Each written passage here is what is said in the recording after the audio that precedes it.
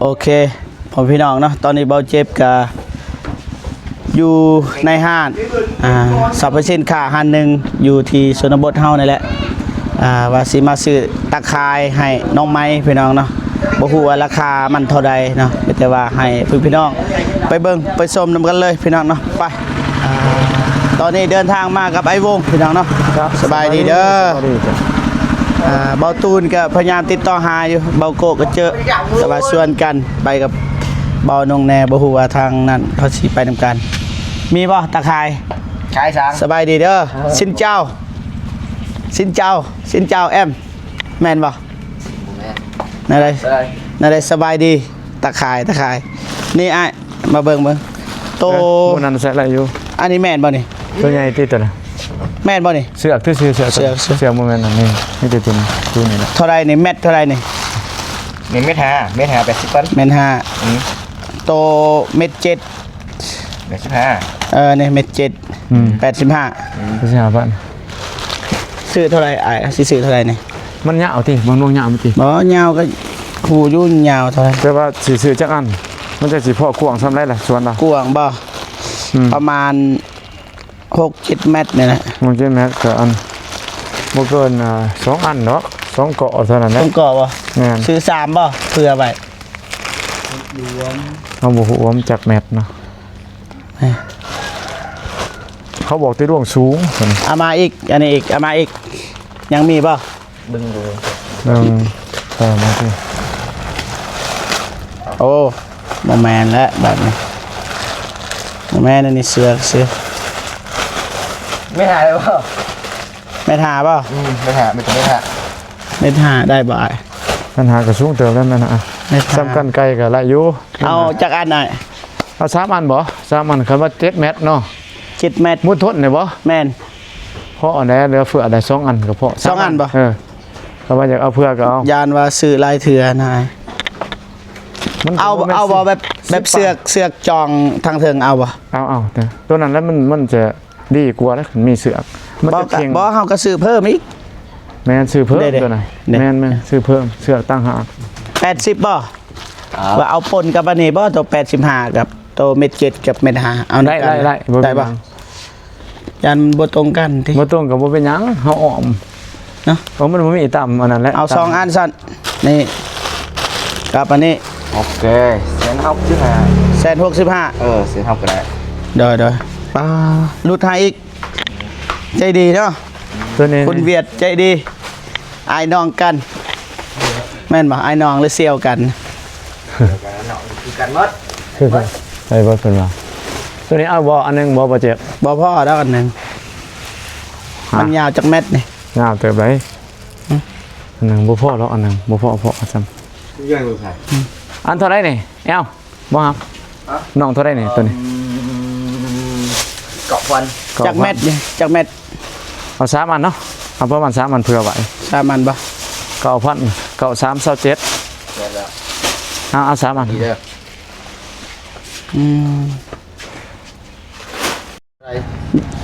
ทางลุมก็ใส่บ่อยแม่นใส่แล้วดึงเข่งทั้งลุมทางเทิงก็ใส่แม่น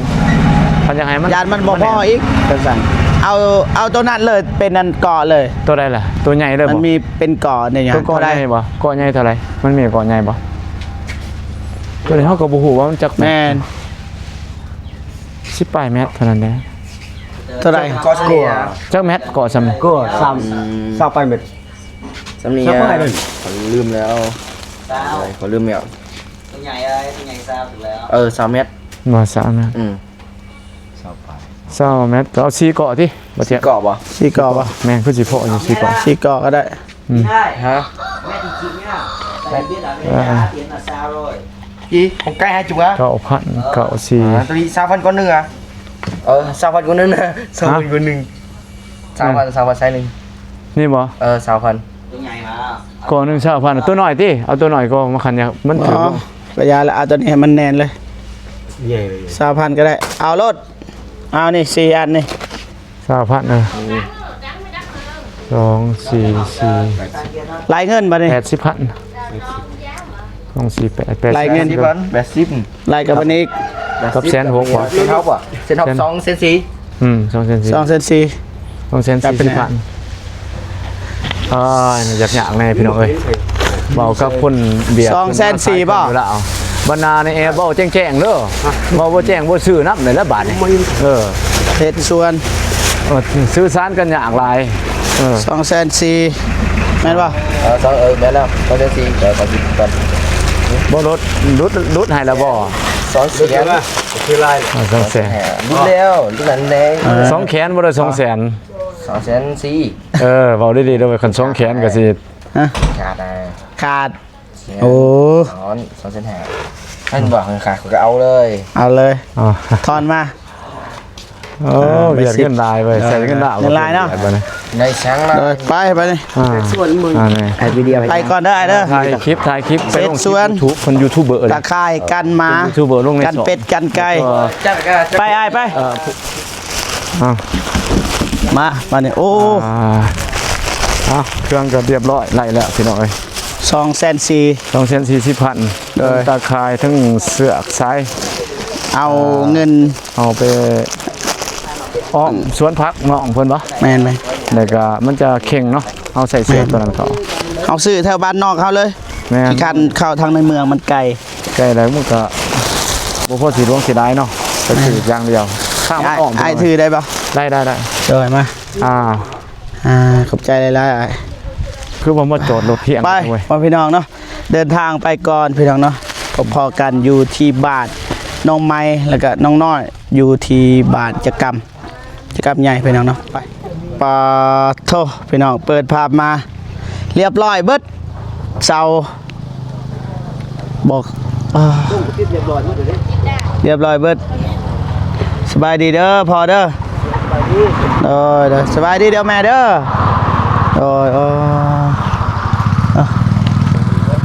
เรียบร้อยนี่เสานิดเสานุนามาซอยบ่ฮู้ว่าแน่นหรือบ่แน่นปานใดแต่โอเคแล้วนะคักแล้วบาทนี่ใหญ่ซับสิกินบาทนี่ปลูกผักเต็มอันนี้นี่แห่งมีน้ำเสียกับมาทางนี้เพราะว่าน้องเพิ่นบ่มีห้องน้ำพี่น้องเอ้ยทางนี้ก็โอ้พุ่นจูดเบิดคักเอาเจ็บก็ซื้อตะนางให้พี่น้องนะบ่ฮู้ว่ามันสิพอหรือบ่คันบ่พอก็สิซื้อใหม่เพราะว่าเฮาบ่ฮู้ว่าบ่คิดว่ามันสิใหญ่ปานนี้นะแน่นหนาขนาดพี่น้องเอ้ยพุ่นแต่ละเสาติดเลยติดน้ำนี่พี่น้องไปบ้านนี้เอ้ยสบายดีเด้อน้องเด้อ ไปดี สบายดีเด้อเด้อไอ้นุ่นนาโมเมนต์ไอ้นิดเด้อนี่สบายดีเด้อเด้อ โดยสบายดี ไอ้นุ่นนาพี่น้องนะเด้อ เนาะ โอ้ลอยอีกแล้วมาบ้านนี้ สบายดีน้องสานิด ฮั่นนี่แหละย้อนนี่แหละเป็นต้นเหตุนี่เป็นยังเบาเจ็บจึงบอกให้เฮ็ดนี่ สบายดี มานหัวใจพุ่น งามเนาะน้องสมัย พุ่น ได้คือนี่ฟันดีอยู่บ่ฟันดีอยู่ นั่นผู้นี้อีกนี่เกะกะมุดมัดนี่เข้ามายังหำนี่เฮ้ยโดยบ่พอเลยตามดาวพี่น้องสบายดีเด้อโดยให้น้องเป็นมือกลองพี่น้องเอ้ยบ่มีคนจับให้สู้ๆเด้อซอยอ้ายเด้อจับแบบนั้นละอ้ายไปใส่ไปนำไปบ้านนี้น่าได้ก่อนทางใดก่อนทางนี้ก่อนบ่หรือว่าทางนี้ทางนี้เนาะทางนี้แล้วก็ไปนี้อะไรเนาะมาเอา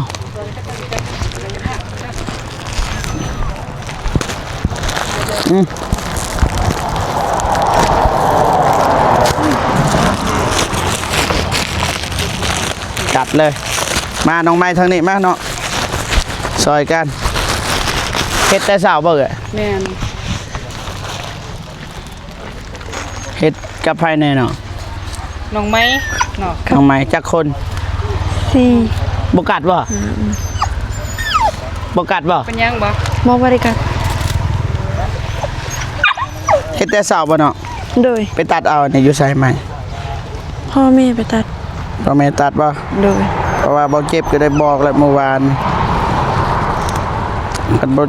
มันต้องนำพาน่ะบ่นำพาไปน้องไม้ย่างมานี่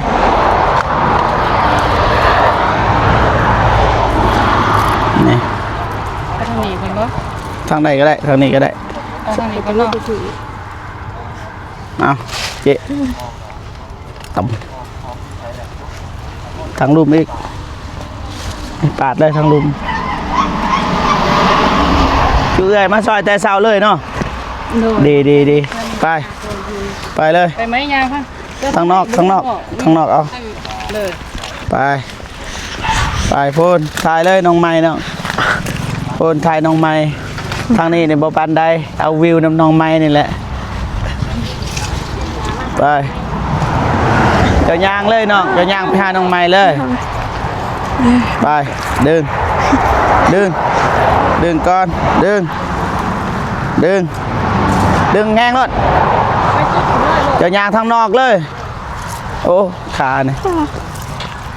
ซอยนะดึง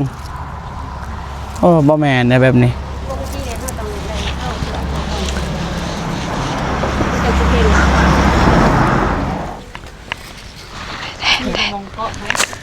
บ่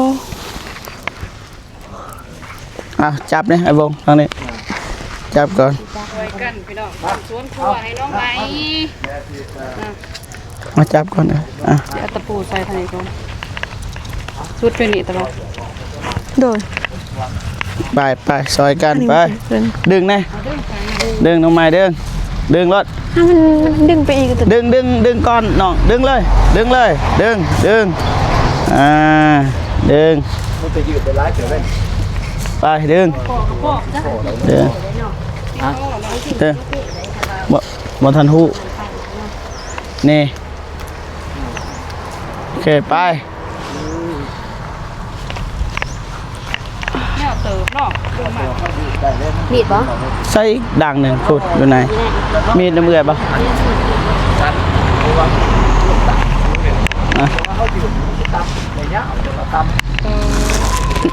พ่อป่ะคิดว่า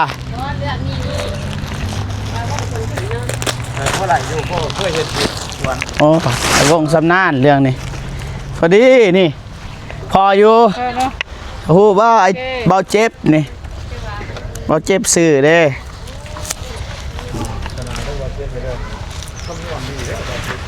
แม่นบ่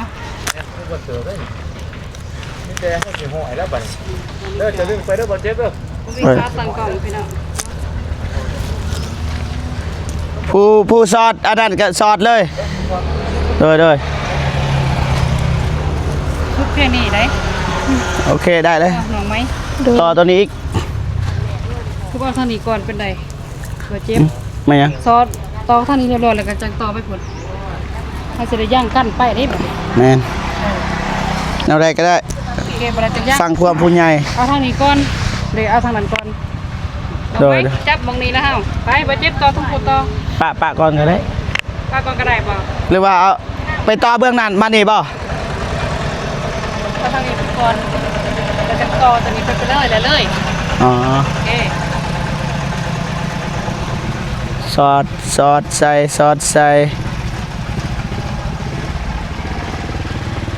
ซอยกันนะซอยกัน ต่อ หานั่นให้มันเบิดเลยซะเอ้ย เอาเลยบ่ เอาเลย ก็ปะลองต้องแต่งไปซั่นเนาะ แม่นไหม เบิ่งว่าโอเคซั่นเลยเนาะ น้องไม้ซอยอายแน่ ก็ไปละเบิ่งอันนี้ บ่ปะเลยปะแบบนั้นก็ได้บ่เป็นหยัง ทางไหนทางไหนเออ ข้างนอก ออกจะได้ อ๋อให้มันง่ายนี่อย่าฝ่าอันนั้นนี่ให้มันง่าย จับส่วนนี้บ่ มัดเสื้อกันนั่นแล้วก็ดึงเลยมันจึงสบาย ทางลามันก็สั่งส่วนมาเบิ่ง จับก่อนนี่จับก่อนเด้อ จั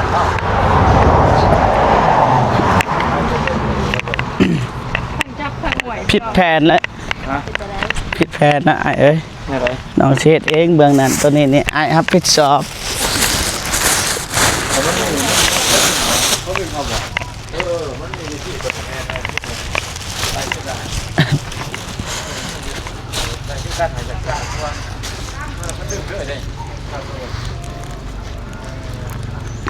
ีดนี่บางทีจับบ่ได้เลยพี่น้องเอ้ย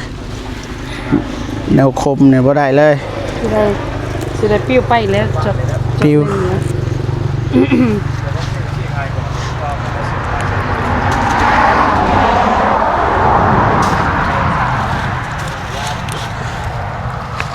มาน้องสุดารัตน์มา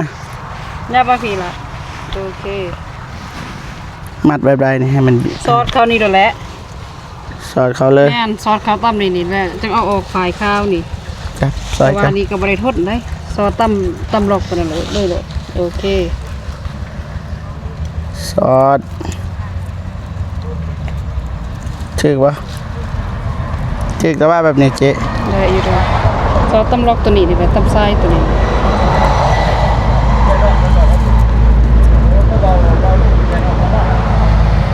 นี่ ไปรวมงานดองเหมือนกัน เลย ก็เลยมาสาในอยนึงแต่ก็ต้องมาอ่ะ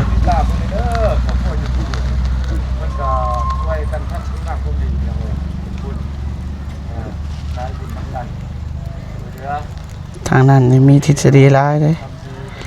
เอานี่เว่าคันเว่าเนี่ยบอดีเดี๋ยวเว่าเป็นว่าประสิทธิ์สอนโบเก่งปันใด โอเค แบบนี้เนาะ เลย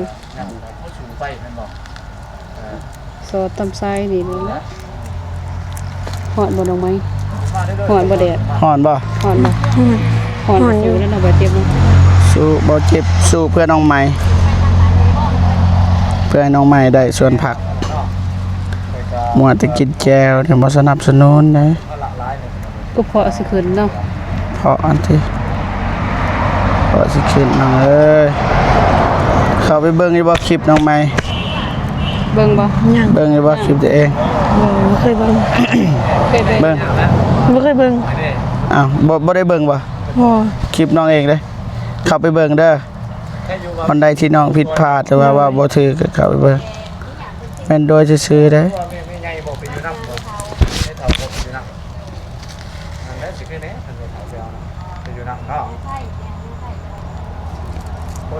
เปลี่ยนมือจังน้อยเนาะแล้วก็บ่รู้ว่าใครกินใครยังใครทำเองครับ ซอสใส่ให้หน่อย ซอยเนี่ยตัวนี้บ่ได้เปลี่ยนอยู่นี่ก็บอกอีกลูกน้อยคือกันแม่พ่อแม่ลูกน้อยโอ้ยอยู่ครับ ใช่เลย สดได้ พวกแต่พวก อัดนี่กัน เนี่ยนะโอ้กำลังยากครับมา ไปมันไปใช้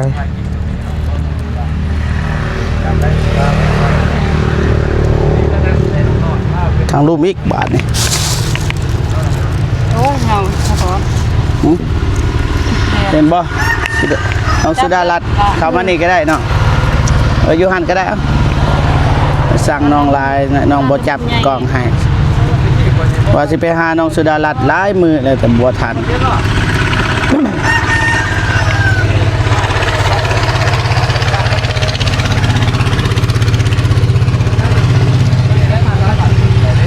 หึ ตอนนี้ก็ลงมันก็ซอสใส่ ได้คุณดี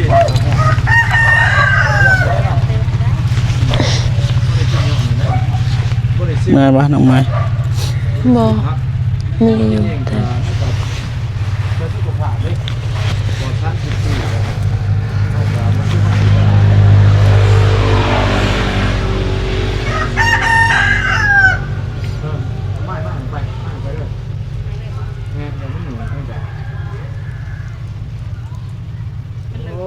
ก็เลยมือกองหน่อยดีคักแค่เนาะ กล้องบ่เจ็บบ่มือกล้องบ่เจ็บ กองว่าเจ็บเนี่ยก็บ่ธรรมดาได้พี่น้องเอ้ย อืม เป็นกระจ่างมาพิเศษนะ บ่ได้ จ้างแค่นี้แหละเอาจากนี้แหละ บ่ได้จ้างบ่ได้จ้างอืม เต็มเลยตัวกระดาษ น้อยโพดนะ ไหว้ป้าประจำ อื นายตาได้ไปร่วมงาน พักให้เป็น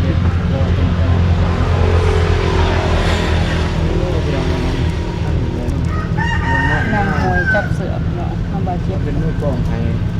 อืม มาวง ได้บ่รถประเทศนี่ หลุดเลย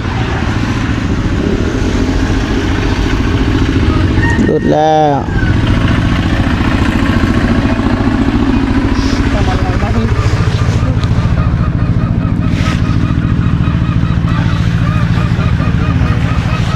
อ้าวใครล่ะสิไหวกูกันล่ะ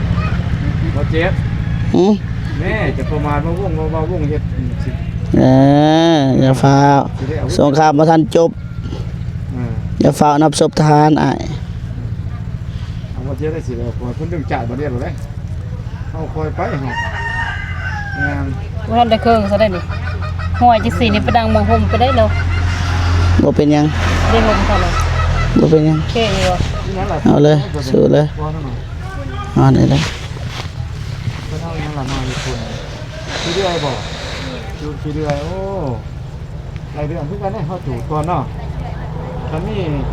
บ่ได้ว่าเอาหยังเด้อพี่น้องเด้อฮ้อน ไปทางไอ้พวกคนเว้าซะ บ่ได้ยินคือเก่านะอ้าย กินเนาะ อ๋อบ่ได้ เอาเพื่อนก็ได้เอามาจูด บ่ได้ติดมา เลย พุ่มน้ำเลยก็ปุ๊บบ่เป็นคุณดีขึ้นหยังนี่คุณธรรมชาติเนาะก็ทำให้คุณธรรมชาติ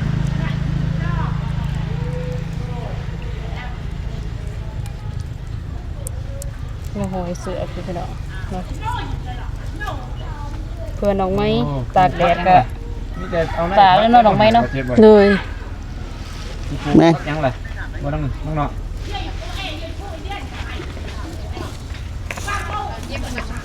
แบบนี้แต่บางอย่า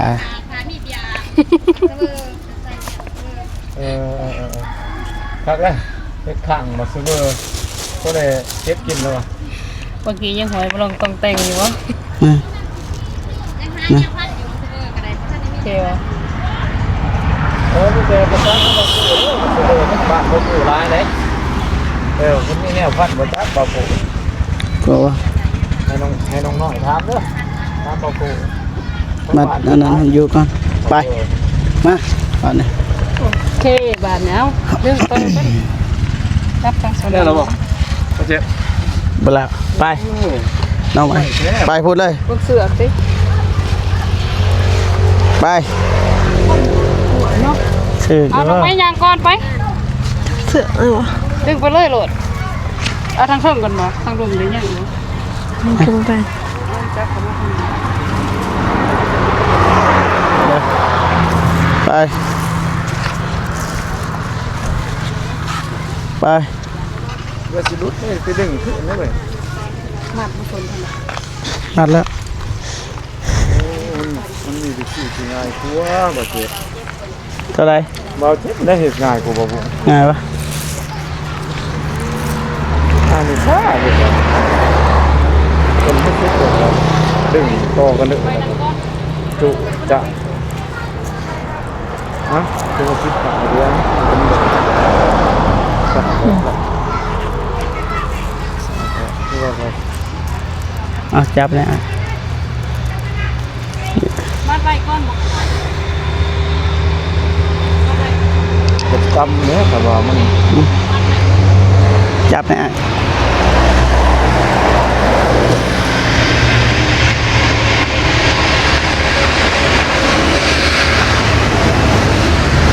มัดเบิ้งแน่มัดนะเนาะมา เชือกพันอยู่ในนอกเลยง่ายครับผมซึ่งเป็นไรนี่นะเชือกขาดลายเอาเรียบร้อยโอเค นี่เอา มัดนะ นึกว่าหนี โอ ป่ะ เค มันเป็นอะไร เดี๋ยวเกาะเหล็กไป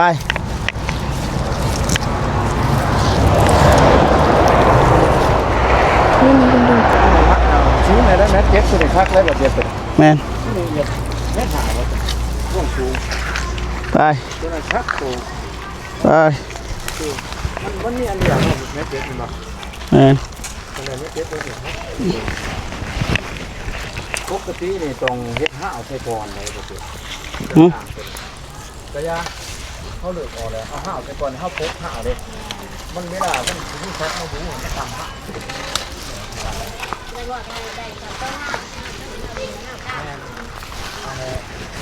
พอแล้วต่อห้าวเข้ากลางไปจำนึงก็ได้เข้ากลางเลือกเนาะโอ้บ่ผิดแล้วต่อห้าวก็ ไปบาด เอากันเด้อ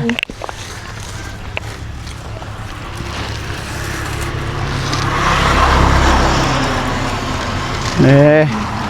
พอได้ตะปู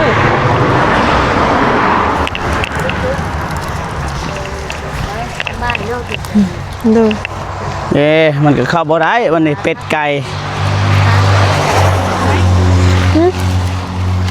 ทางนี้อีกเอาบ่เก็บได้บ่ทางนั้น ดีใจบ่น้องสามัย ดีใจดีใจ ดีใจ โดย ได้ส่วนกว่าเนาะ โดย สิบ่ได้กินแก้วแล้วบัดนี้สามัย กินแน่กินกับแจ้วนี่แหละอันนี้ก็ได้ไป บ่ อ่า ได้กินแก้วหลาเนาะยังน้อย พอเปล่า มีผักจำได้ผักจำผักกุยน้ำเนาะ สูงแล้วนี่เม็ดเจ็ดเด้ ข้างนี้วะ แม่น เกือบ ยังอีกกุ้ยหนึ่งเนาะ เรื่องก่อนส่วน ประมาณ3เมตรบ่ เด้เอาขึ้นต่อเลย ซื้อตัวแม่เจ็ดเขาเตือนเขาปุ๊บออกมา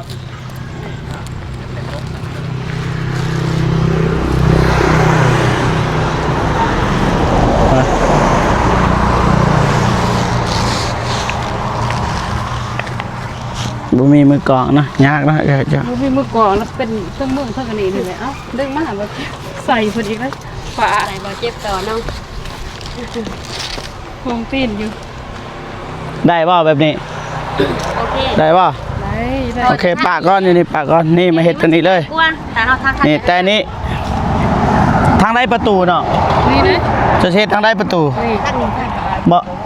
บ่คันนอกประเทศเบื้องนั้นนี่เฮาเอาแต่หัดเลยความบ่อยากตัด แม่นเขา เพราะว่ามันใกล้น้ำได้ต้นน้องเพิ่นย่างออกอีก โอ้ แม่นบ่ โดย ถูกบ่ไอ้บ่ ถือ อืม พูด ใส่ ทาง ใหญ่ นั้น ใหญ่ ตู้ ข ทาง นาด นี้ นี้ เด้ สามารถพี่น้องมาจอดกันตรงนี้ แม่นไหม เขาโบลึงมันไหนออกเขาเน้นร่วมสูงนะมันก็สูงกัน ได้ไปมานี่ ไปอันนึงผู้ดีเขาโบนี่ก็จะได้ ไปมาน้องไม้ทางนี้ไปดึงเลยไอ้ใส่แต่นี่เนาะ โดย แม่นบ่ มาทีเลยบอก แม่นมาไปรถนี่อายว่าอายไหวนี่น้องเบิดทั้งรุมทั้งเทิงสอดเบิดเด้อ ย่อมแล้วย่อมครับที่ว่าเจ็บดีกว่าพวก แต่ว่าสุดยอดเลยเนาะ แมนไว้ อ่ะแปลงกันได้นะ แป้งไหนน้ นี่มีบ่เล็กตะปูถ้าบ่มีอายสิไปซื้อมีบ่ บ่มี บ่มีบ่เล็กตะปูยัง เล็กตะ ตะ ปู ปูซี มีเล็กตะปูคุก บ่ซ้ำต่อกันนี่ก่อนว่ามัดนี่คันก็ได้นี่หึ ำตะไคร้น้ำทับเลย ไปดึงไอ้งงคือกันได้เฮ็ดหลายคนอยู่หลายคนเฮาก็เฮ็ดบ่เป็นคือกันเด้คันคนเดียวนี่พึ่งไผบ่ได้เอาเฮ็ดเลย กินแค่ คนเดียวเฮาต้องถาม สวนขวเนาะ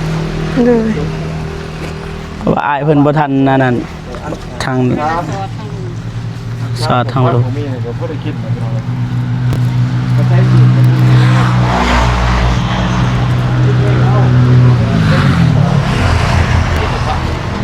เสือกเรือบาดได้บ่าแบบนี้ซ้ำได้ลองมั้งเจ๊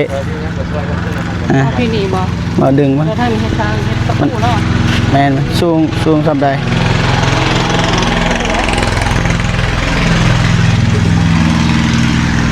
แต่บ่ตอกแล้วดึงเอาตะปูย่างไว้แล้วก็เอาลงนึง ด้วยคนด้วยพวกบอลเจ็บเบื่อนี่ โดย มาไม่เฮ็ดพร้อมกันก่อนทางนี้ก่อน ฮะ น้องสุดารัตน์บันทึกเลยวิดีโอน้องตัวเทิงเด้อบันทึกเลย แนวไรล่ะบ่เจอ สุดารัตน์บันทึกเลย มาพี่ให้อายเบิ่งหน่อย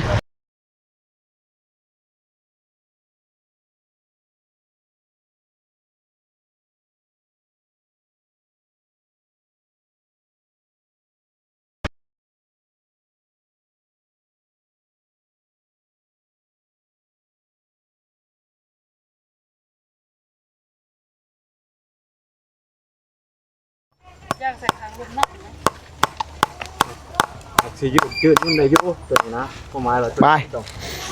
ไปน้องไม้ พยายามนะเพราะว่าเฮาบ่พออยู่เด้อตัวนี้นี่ตัวได้ซื้ออีกอันนึงพี่ มาวางลมเด้อ ตัวนี้กันเป็นตัวเม็ดพี่เนาะ พอดีบ่ซ้ำนี่อ้าย คือซ้ำมันมาพาดเดียวกันนี่เด้อซ้ำเดียวกันรอบเบิ่งคันบ่ไหลข้างหลังครับลง นายเห็นบ่น้องไม้ โดยเป็น เห็นบ่อ้ายเห็น คือมันให้บ่ เราก็บ่มือตัวเองบ่ได้ ได้บ่ลองยืดเบิ่งลองเบิ่งอ้าย บ่ได้อยู่ สูงโพดบ่จัก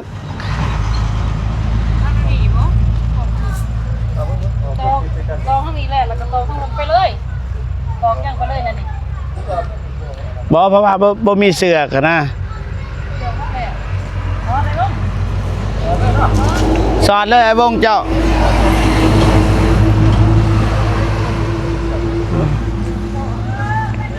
มันถึกเลยเนาะ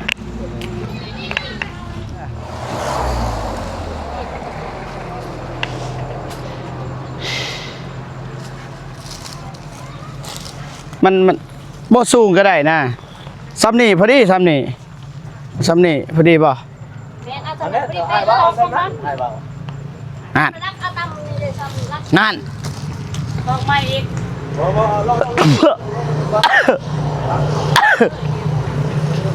ป่ะเอาลงได้บ่ปัญหาคนตอกนี่บ่มีปัญหา แม่นบ่ได้ตอกใต้ตอกยังอันนี้อยู่ ซ้ำนี่ป่ะ ใช่แต่ละเนี่ยมันไปลงมาเลยนะ บ่ทายก็ได้น้องจะทายได้ป่ะเห็นไหม ตัวนี้มันสิถือตะนางอะไรนะบ่จ๊ะ ได้แล้ว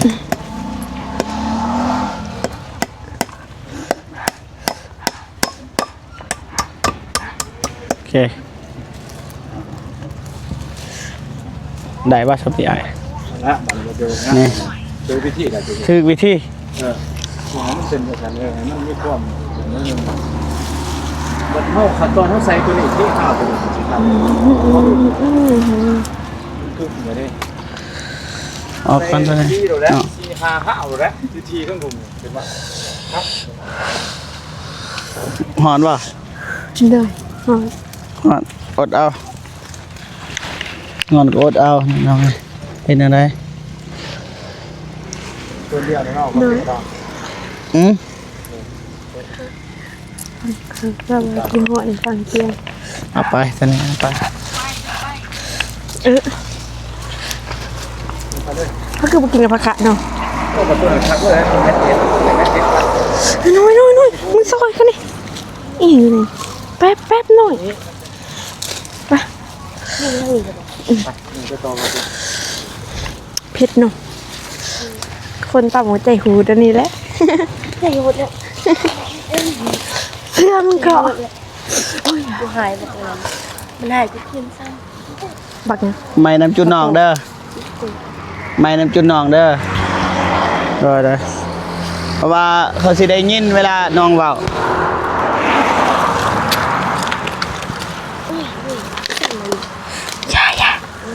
ำพ่อเหลือ น้องสุดารัตน์มาพี่ ใช่ใช่เป็น เ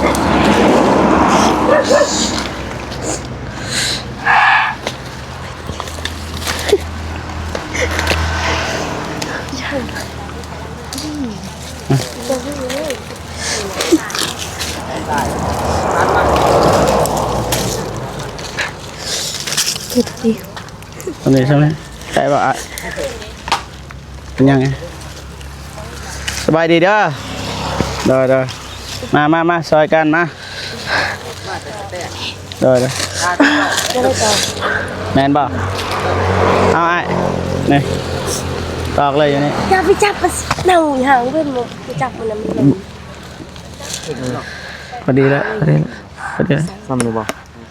สูงโคตรบ่โอเคได้อยู่ พ เนาะ อดีพอดี ไปคิดดีอยู่ใส่ไปแล้ว โอ้ครับ ไป ฟังใหม่ดิครับ บันทึกน้องโปร ใครหนึ่งว่ามือใครนี่อาชีพเนาะ นี่ ยังนี่คืออันนั้นก่อนอันนี้ขึ้นได้อยู่ตัวเตียน นี่ คือตัวเท่าไหร่เนี่ยตัวเตียน บ่ได้เลยตอกเอา ระยะนี่แต่เอาเชื่อมจอดเอานี่แต่เลือกใส่วิธีมัดเอาเนี่ยแบบแบบไอเห็นไหมนี่จะเป็นบอลตอกลายบอลนอกมั้ง แบบนี้ก็ได้ มัดเอา แล้วก็มาตอกอยู่นี่นี่ ตอกหยาบด้วยแบบนี้ ได้นี่ตอกอยู่นี่ตอกอยู่ใส่ก็ได้บนใดบนหนึ่งไอ้เบื้องสายป่ะ นัดใส่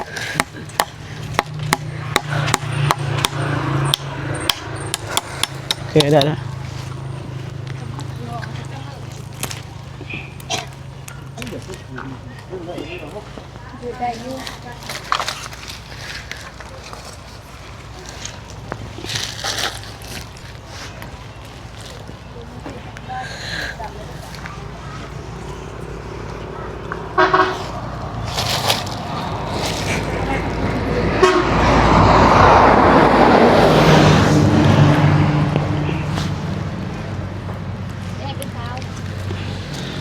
โอเคได้บัดน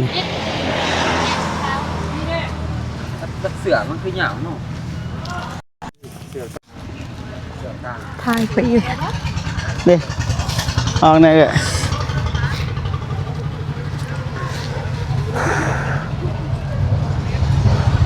ซอยกันพี่น้องยากเลยพี่น้องคันตัดคลิปเนี่ยมันก็ง่ายแต่ว่าบ่อยากตัด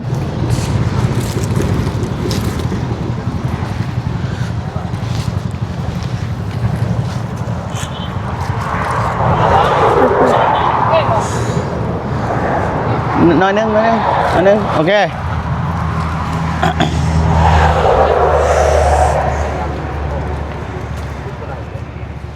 โอเคได้แล้วมาไอ้วงมาแม่น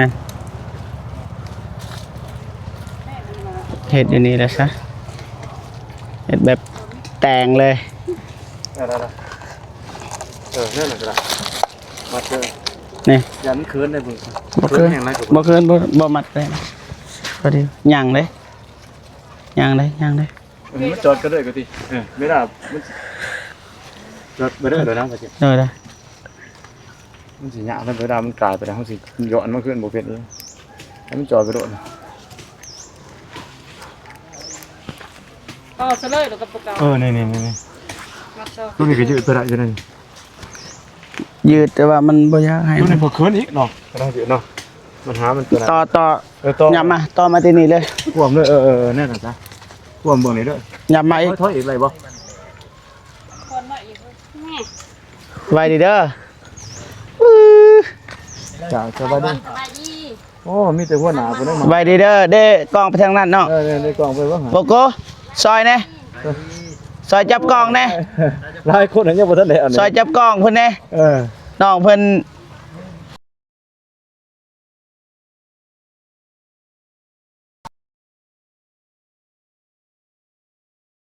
เอานี่รางวัลเด้อมือกล้องมือหน้ามาฝึกอีกฝึกเด้อ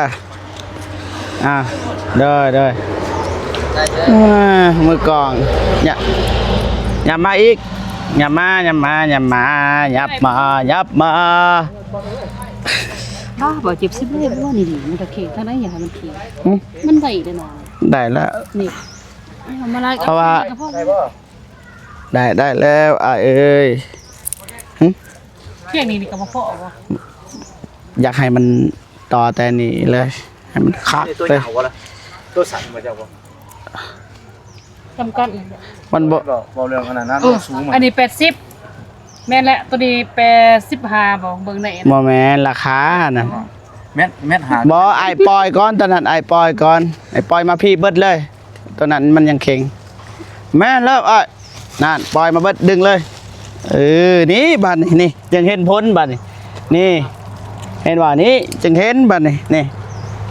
มาตอก สูงกว่านั้นบ่ นี่ทำนี่เลยนี่ต่อกันนี่เลยนี่ตอกเลยตอกโดย สูงเถอะบ่ สูงแค่แล้ว ปวดบ่จ๊ะจับดิมันกวนดีไปโอ้ น่าน ตัวนั้นเนี่ยตัวมันสิมันกล้วยสิตัวมันกล้วยแล้วมันตัดตกแล้ว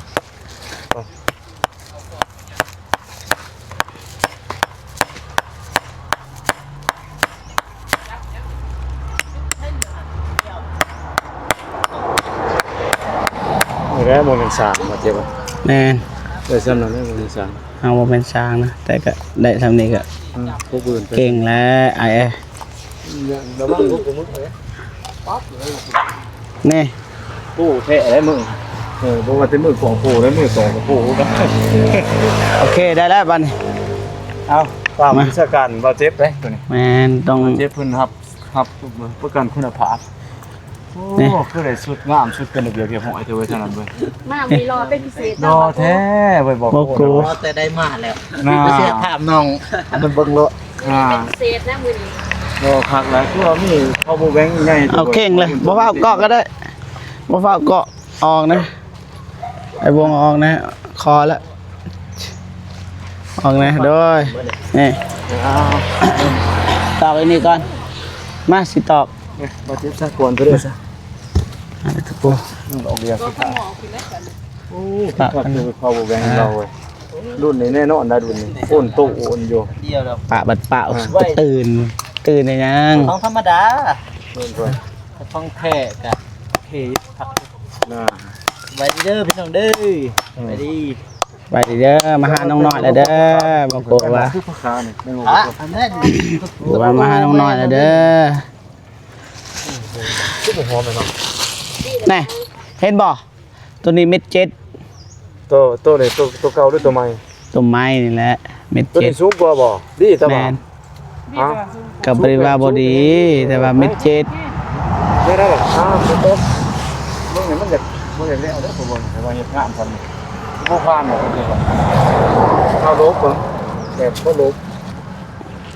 หอมเนาะครับตัวามันแบบ แก่แล้ว ใส่เก่งเป็นยังคักนี่นะ แก่แล้ว เฮ็ดหมดเด้แกงลงมาเฮ็ดหมดอีซั่นโอ้นัดก็เอาซ้ำที่เพิ่นมีได้พี่น้องเอ้ย ไปโอ้สาวนิดจัดการครับสาวนุนาแต่เศร้าเลยอ้าววันนี้ คือเก่าบ่เจ็บจ้ะแฟนจะเฮ็ดได้ดอกครับมันคือเขินแฮะแต่ตัวนี้ มันบกเคินเอานอกเชดเอง เอาเบิ่งแบบเก่านะมึงแบบโหมดเก่ามาก ปล่อย แล้วมึง นี่ดึงแต่ตัวนี้ ยิ้มแน่ เดทเรื่องมื้อนี้นำ เนี่ยเนี่ยมันบอกกันอย่างเงี้ย โอ้ บรรยากาศก็เปลี่ยนแปลงแล้วน่ะ มันบ่เศร้าเด้ บ่ได้แบบนี้บ่ได้ เห็นน้องเราเศร้าหลา บ่ ย เจ็บบ่ถอยได้แบบนี้เด้สาวไม้ก็มีอยู่ครับน้องไม้ได้บ่แม่นสาวไม้น้องไม้ นั้นบ่ อันนั้นให้มันเป็น ต้องใช้เป็นหยัง นั่น บา น่ะ ด มัน เจ็บ เป็น มาก่อนมาทันได้ดอกไม้ให้ไปจักบาดเจ็บ เฮ็ดได้ก็สะดวกสบาย เอ็ดนาที เฮ็ดได้ บาโก้เพิ่น บ่เจ็บเอาใจบ่เป็นบันได มาหอดกูกระดอง เฮ็ด ไม้ เดียวอย่างเดียว เน้นการเฮ็ดนี่บ่ได้แบบหวานนี่บ่เป็น โอ้ สไตล์บ่เจ็บนี่แบบ บ่ได้ทราบบัดนี้อย่าขายเลยนะบัดบ่เจ็บบาดสั่งให้หายเลยบ่ก็จะตอกบนอันนี้นี่จะบ่บนตอนี่ซ่องโซ่ฝีมือไว้เบ่หามาโกนี่สร้างเก่าแล้วพี่น้องนี่แหละสร้าง เพื่อน้องน้อยเอ้าบาโก้ พอดีบ่ มันคือเป็นจังไดเปล่าบ่เจ็บคือว่ามันอยากบ่อยากขัดปานใดเนาะ บ่ให้ดึงแบบนั้นบ่ให้ดึงแบบนั้น ให้ดึงแต่เสือกแป้ง เอาลูกอีกจังหน่อยมาเจ็บ หึ จังได๋ บ่ให้ดึงขนาดเด้อมาตอบ เสือกอย่างเดียวบ่เจ็บ มา นี่ หาดึกเสียอย่างเดียว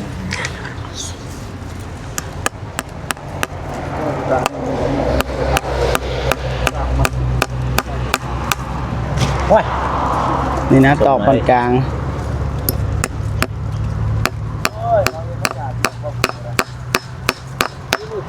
โอเคโอเคพอแล้วพอแล้ว มือแม่พอบ่3 บาท นี่ได้แล้ว เก่งเหรอ โอเคลูก ใครเห็ดตอนเสาร์นี่เจ๊จะเห็ดบ่ ก็ได้หมด ก็นี่แหละ ได้หมด เห็ดบ่ คนงาน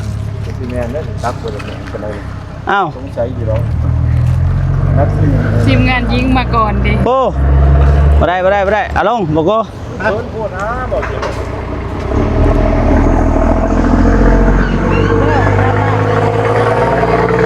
บ่นะโอ้นี่ลืมเบิ่งตัวนี้นี่ตาก่อนลืมเบิ่งเด้มันเกาะไปทางนั้นว่าคือน่าจะได้แล้วบ่กูเอ้ยบ่ได้ โลกมึงบอกโคได้ปะ บ่ได้เอาลง ที่สั่ง เอาลงสัมปะอันนั้นเล็กตะปูมึงยาเลยเอาลงเลย ตะ แกะ ปอหนึ่งนะ โอ้สามสายสิได้บ่แม่นเรื่องง่ายเลยพี่น้องเอ้ย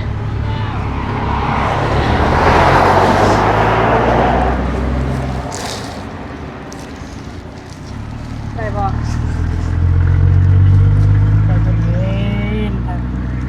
แล้วบ่แกะตัวถึง แล้ว บ่แม่นอันนั้นนะบ่โก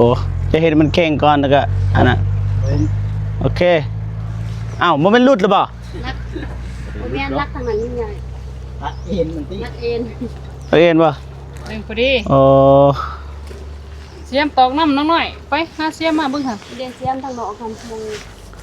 มันเป็นพลานฮีทแล้วบ่อยากแจบพี่น้อง ได้ว่าสำนี้มันเกาะสมพอมันบ่ได้แต่เ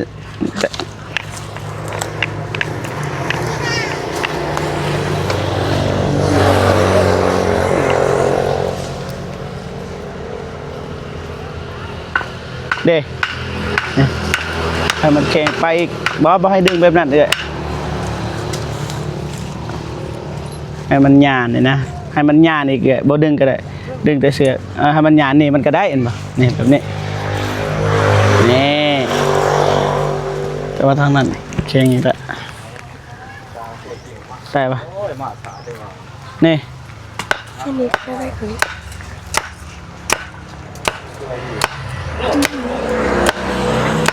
นั่นเลยบ่ บอกเลยได้มาวันนี้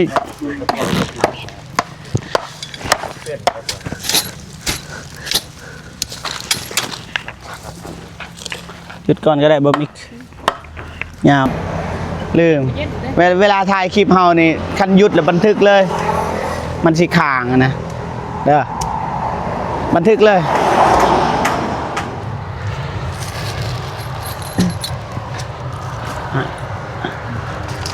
โอ้น้ำข้างหลังมันมีน้ำครับปกติพอดีว่าสูงสำเนียง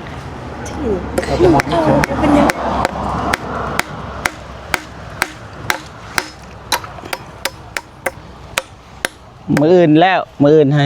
มาเฮ็ดให้มันแล้วมือนี้น่าสิบ่แล้วดอกตำเบิ่ง แม่นเอื้อนนี่ทั้งเด้อ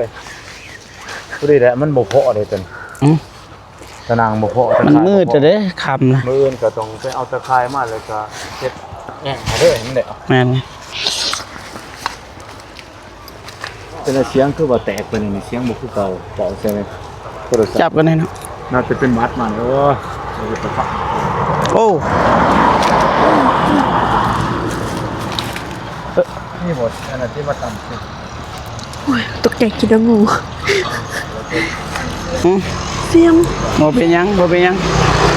เอานั่นให้มันอยู่ซื่อมันเกาะอยู่หลุมเนาะปากก่อนมันเกาะอยู่หลุมแปลงให้หน่อยแปลงให้อ้ายหน่อยนี่มันนี่เม็ดเกตก็ได้นี่กูดไอเดียตัวนี้บ่แน่นปานใด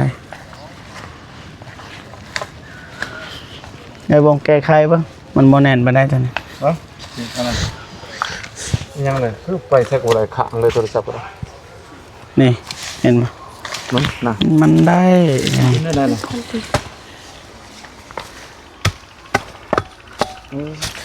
ขุดออกก่อนก็ได้อะขุดออกก่อน พูดใหม่เนาะนี่อะไร อ๋อมันน่าสิบ่แน่นดอก มันไม่หินเลยลุมจิ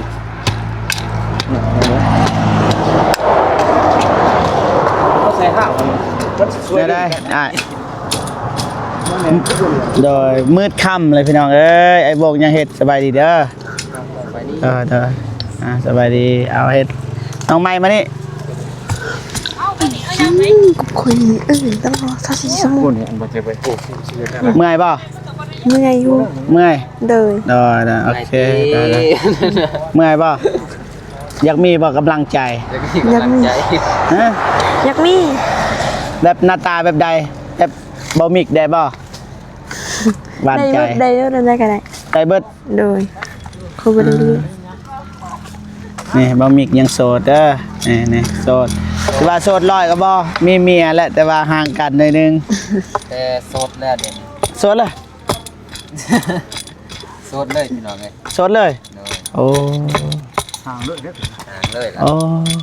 คู่หมายต้นที่ไหน อย่าได้บะหมิก ฮะ อย่าได้มาทางนี้บ่ได้ บ่ได้บ่ บ่ได้ ยอกว่ายอก มาให้แนมทางนี้เกะกะบะหมิกหยอกเด้อ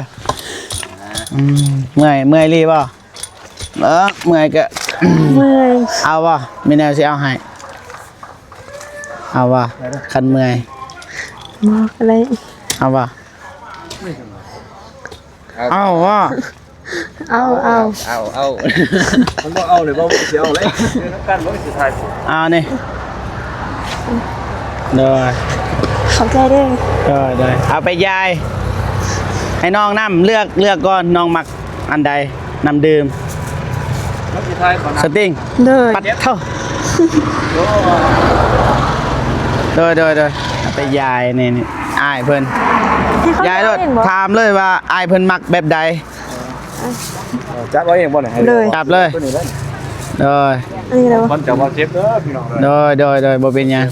ใจบ่เจ็บเด้อ นี่เอื้อยสองคนนี่ ได้เด้อ โดยพูดเดี๋ยวหน่อยให้ไอ้นงนำถ้าผู้ใดบ่พอก็อด ว้าว โดยอ่าให้เลือกเลย ขอบใจเด้อ โดยเสร็จพอดีเลย อันนี้ไปมอบให้เบานงเบาโกแล้วก็ขนมให้น้องเด้อ เดิน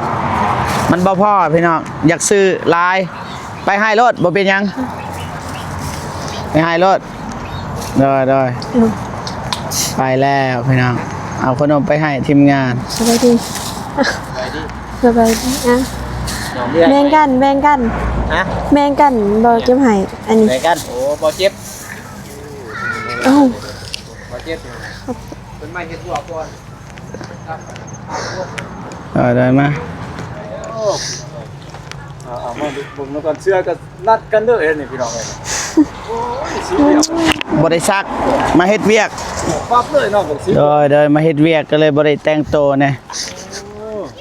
นี่เท่านี้ก็เสือดำเท่านี้ก็เสือดำพี่น้อง นัดกัน คักแล้ว นัดอยู่บ่น้องได้นัดอยู่บ่ คนคักแล้ว ไปเฮ็ดมันแล้วมื้ออื่นด้านล่างแล้วก็พาตอนนั้นอีก ยังห่าวเนาะ บ่ได้มาบ่ได้อยู่นำอีก โอ้ยนี่หมอกหุงเราเจ็บก็เจอว่านี่แหละภายใน 2-3 เดือนนี่สิได้มาตำหมกหุงกินอยู่ดีเนาะบ่เจ็บเนาะโอ้ยดูดกิจกรรมไปบ่ยากได้บ่เจ็บเลย แม่นบ่ โอ้ครับบ่เจ็บน้ำหนาท่าทางพี่น้องเนาะสิเดือนซอยบ่เจ็บ คอแห้งเลย กินเนาะ บ่ฟ้าวดึงก็ได้อะเบิ่งนะพอดีป่ะ พอดีแล้ว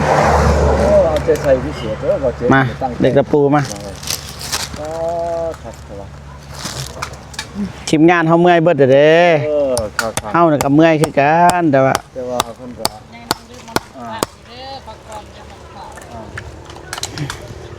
ไม่กระสูแล้วก็เจ็บ ก็มีแนวพักหลั่นแนวใดแนวหนึ่งนะเราก็สังเกตเลยคนที่ให้เนี่ยทุกอย่างก็ได้ดอก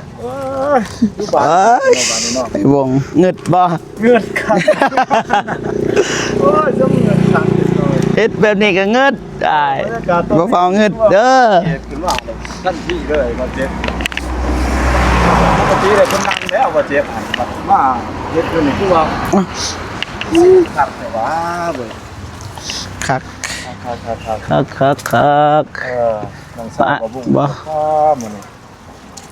อ้ายสิดึงเองอ้ายสิดึงเอง น้องคนก็ซอยจับซอยตัดซอยตัด ปากก่อน มื้อนี้คาดว่าสิบ่เละเพราะว่ามันก็ ได้อยู่ ตะคายเฮาก็เบิดเนาะว่าจะมื้อสืบต่อคาดว่าจะสำเร็จภายในมื้ออื่น มื้ออื่นสำเร็จอยู่ แต่บ่ได้อยู่มือ ต้องขอแม่น ซื้อแต่ซองเกาะ นี่อีกก้อนหนึงอาจจะพอเราคนเหนือกายทางไปมาเพิ่นก็เฮ็ดหยังเนาะเขาสิว่าน้องว่าสาวคูน่ะหมู่ว่า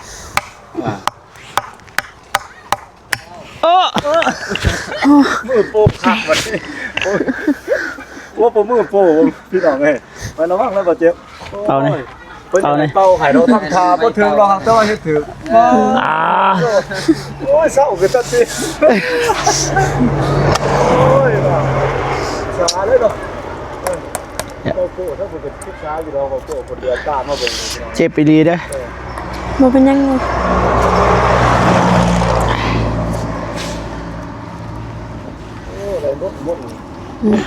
เจ็บยังเจ็บ เดียวเท่านั้นเพียงเท่านั้น ปลาซอย เป้าอีกบ่ ยังเจ็บ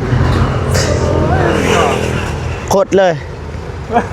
เล็บคด เลิกกดโคตรต้นถึงเป้าแล้วโคตรต้นไม่โคตรดอก เจ็บ ใครหัวใจตี เอาไหมอย่ามึงเอาไหมมึงถ่ายผม เจ็บ เจ็บถ่ายรูปนำบ่มิกบ่มิกนี่โปเด้บ่แม่นนิ้วอันนี้เจ็บ พอแล้วแล้ว หายแล้วบ่ แล้ว เฮานี่หายยังเอาคิดว่าสิให้มีแนวให้เอาเหล็กตะปูให้คักเจ้านี่มื้ออื่นเฮ็ดต่อมื้อบ่ว่าน้องเพิ่นอยู่หรือบ่แต่ว่าเฮาสิมาเฮ็ดคือเก่า บ่ได้อยู่ดอก ขอบใจหลายเด้อทีมงานเด้อ จ้า ใจหลายเด้อเอ้ยนิดเอ็นนุนาที่มาซอยพี่น้องเนาะ ถือว่าเป็นสวนของบ่เจ็บจาก ป้า ของน้องเพิ่นเนาะ เบิดเลยมาบ่มิก อาสามาซอยแต่พิเศษพี่น้อง เอาโทรศัพท์มานี่ใจหลายๆเด้อใจเด้อนี่แหละสาเหตุที่เบาเจ็บอยากเฮ็ด ซอยกันพุ่นมา แนวกันออมหัวบ่ได้กินเบิดก่อนยังเจ็บเด้อพี่น้องว้าบ่ซ้ำเลยอ้าย ซ้ำแล้วบ่ เห็นนะนี่ ซ้ำมื้อแต่ว่าบ่ได้ซ้ำใจเพิ่นว่า อ๋อมาซ้ำเลย ซ้ำบ่ได้ล่ะก็ดีเด็กน้อยพี่น้องเอ้ย ซ้ำเลยเห็นบ่ แต่ว่าก็ นี่บ่นะให้กำลังใจสิให้น้ำบ่ เลย ขอบใจเด้อกินเบิดแต่จึงให้เอาให้บ่ เลย ให้เองกินได้นี่นี่จะเบิ่งบ่มิกบ่มิกนี่ไก่นี่ซ้ำแล้วเด้อนี่ เตือนบันทันมา แหม่ไปตอกมือเลือดข้างในเห็นเลือดแล้วข้างใน ซ้ำใน ซ้ำในไปมาแต่เมียนมือเฮ็ดต่อพี่น้อง เนี่ยนั่นมัน กินบ่อยู่ตาย เบิดผักนี่เบิดเลย